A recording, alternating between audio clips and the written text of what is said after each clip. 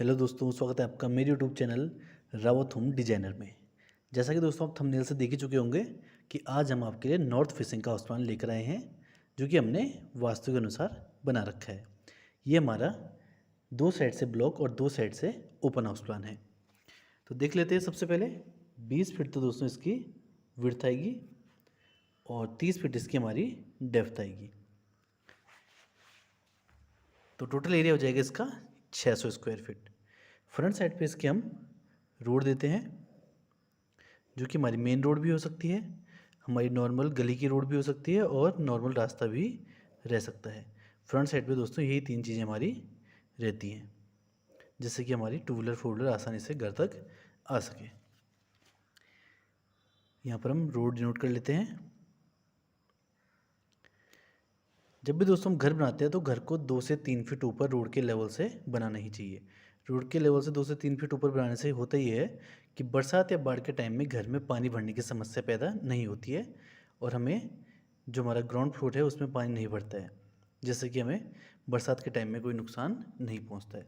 इसलिए पहले ही अपने ग्राउंड फ्लोर को 2 से 3 फीट ऊपर बनाना चाहिए। उसके अलावा यहाँ पर हम एक रैंप देते हैं, जिससे कि हम 2 व्हीलर 4 व्हीलर को रोड से पार्किंग तक ले जा पाएँ। रैंप को बहुत ज़्यादा स्टीप नहीं देना चाहिए, ना ही बहुत ज़्यादा लार्ज रखा जाना चाहिए। बहुत ज़्यादा स्टीप रैंप में होता ही है दोस्तों कि हम 2 व्हीलर या 4 व्हीलर को आसानी से पार्किंग तक नहीं ले जा पाते हैं और गाड़ी हमारे नीचे लगने की संभावना रहती है या फिर उसमें टूट फूट होने की संभावना रहती है। और बहुत ज़्यादा लार्ज रैंप रखने से हमारा एरिया ज़्यादा यूज़ हो जाता है, जिससे कि हमें रोड में रैंप देना पड़ता है, जो कि लॉ के हिसाब से गलत होता है। इसमें हमें चालान हो सकता है, इसलिए इन बातों का विशेष ध्यान रखना चाहिए। रैंप के सामने आएगा हमारा मेन गेट। मेन गेट का साइज यहाँ पर 9 फीट तक का लिया जाएगा।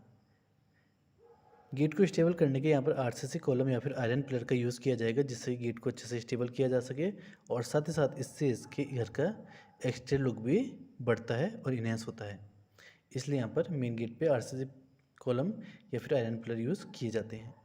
मेन गेट से अंदर एंट्री करेंगे तो पहुँचेंगे अपने पार्किंग एरिया में। पार्किंग एरिया का साइज है 9 फीट इंटू 10 फीट। इस साइज़ की पार्किंग में हम अपनी 2 व्हीलर्स को आसानी से पार्क कर सकते हैं। साथ ही साथ पार्किंग से ही हमने फर्स्ट फ्लोर के लिए स्टेयर्स दे रखी हैं, जो कि इस तरह से अपसाइड डायरेक्शन में जाएंगी। पार्किंग से स्टेयर्स देने में फ़ायदा ये होता है दोस्तों कि हमारा ग्राउंड फ्लोर फर्स्ट फ्लोर दोनों ही सेपरेट हो जाते हैं, जिससे कि हम अपने फर्स्ट फ्लोर का यूज़ रेंटल पर्पज़ से भी कर सकते हैं। और अगर इसमें अलग अलग फैमिली रहना चाहें घर में, तो अलग अलग फैमिली अलग अलग फ्लोर में भी आसानी से रह सकती है। साथ ही साथ इस बात का विशेष ध्यान रखना चाहिए कि जब हम स्टेयर्स बनाते हैं तो इसके कम से कम विड्थ हमें 3 फीट तक रखनी चाहिए, क्योंकि यहीं से हमें सोफ़ा, डबल बेड, चेयर वगैरह ले जानी होती है। अगर इसकी विड्थ कम रहेगी तो हमें सामान ले जाने में दिक्कत आएगी और सामान में टूट फूट की संभावना बनी रहती है।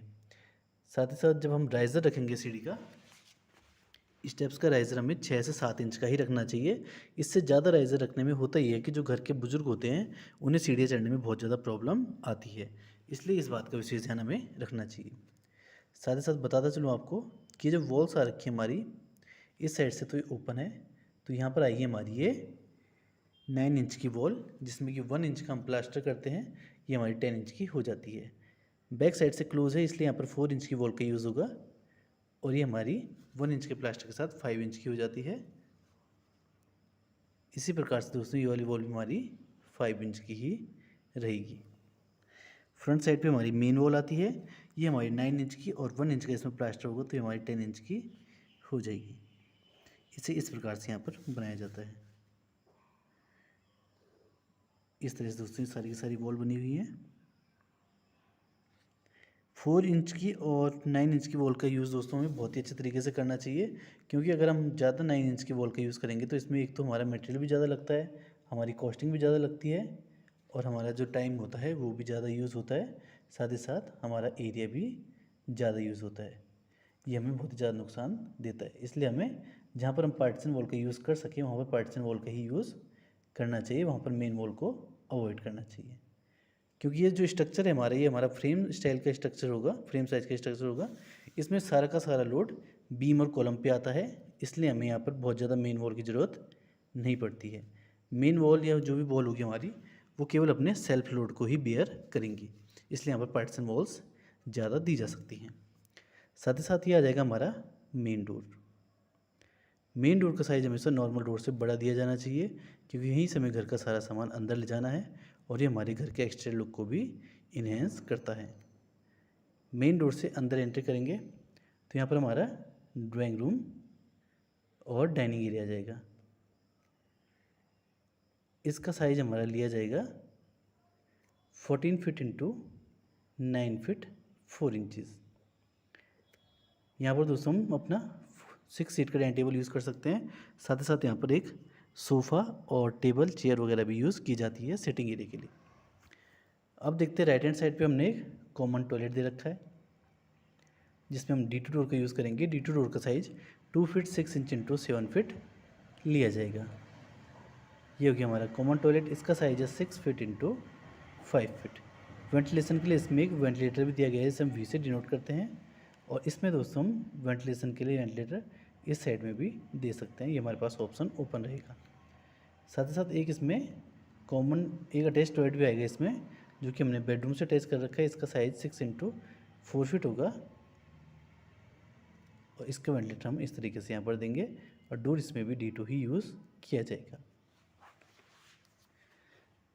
फ्रंट साइड पे हमने अपना फर्स्ट बेडरूम दे रखा है। इस बेडरूम में D1 डोर यूज़ होगा, जिसका साइज़ 3 इंटू 7 फीट लिया जाएगा। और बेडरूम के साइज़ की बात करें अगर, तो ये रहेगा 9 फीट 4 इंच इंटू 10 फीट का। इस साइज़ के बेडरूम में डबल बेड, 2 चेयर, अलमीरा आसानी से यूज़ की जा सकती है। साथ ही साथ इसमें 2 वॉल ओपन है हमारे पास, ये वाली वॉल भी ओपन है और ये वाली वॉल भी ओपन है। तो हम ज़्यादा रिकमेंड करेंगे इस वाली वॉल को। इसमें हम डबल वन विंडो देंगे, जिसका साइज़ 5 फीट इंटू 4 फीट लिया जाएगा। इसे हम पहले रिकमेंड इसलिए करते हैं क्योंकि यहाँ पर हमारे पास 9 फीट का ओपन स्पेस है, जो कि पार्किंग में हमारा वेंटिलेशन करेगा। लेकिन अगर इस वाली वॉल को हम पहले चुनते हैं कि इस वाली वॉल को चूज़ करते हैं वॉल विंडो के लिए, तो यहाँ पर दोस्तों मेन रोड है, जिससे हमें प्राइवेसी कंसर्न भी रह सकता है और यहाँ से धूल मिट्टी वगैरह भी अंदर आ सकती है और साथ ही साथ यहाँ पर शोर शराबा भी बहुत ज़्यादा रहेगा, जिससे हमें डिस्टर्बेंस हो सकती है। इसलिए हम फर्स्ट नंबर पर इस वाली वॉल को रिकमेंड करते हैं। और अगर यहाँ पर हमारे पास बाई चांस वॉल विंडो देने की चॉइस ना रहे तो हम इस वाली वॉल में विंडो दे सकते हैं। अब आते हैं अपने सेकंड बेडरूम पे। सेकंड बेडरूम में भी फर्स्ट बेडरूम की तरह D1 डोर ही यूज़ किया जाएगा। और इस बेडरूम के साइज़ की बात करें तो ये रहेगा 12 फीट इंटू 10 फीट का। साथ साथ इसमें एक डबल वन विंडो यूज़ की जाएगी, जो कि हमारी वेस्ट साइड में ओपन हो रही है और ये हमारी 5 फीट इंटू 4 फीट की ली जाएगी।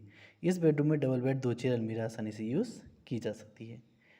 अब आते हैं अपने किचन में। किचन की एंट्री 3 टाइप से दी जा सकती है। या तो इसे सेमी ओपन रखा जा सकता है, इसके अलावा या तो इसे कम्प्लीटली क्लोज करके इसमें एक डोर दे सकते हैं, या तो इसे कम्प्लीटली ओपन भी रखा जा सकता है। ये हमारे यहाँ पर किचन आ जाता है। किचन का साइज़ है 6 फीट 4 इंच इंटू 7 फीट।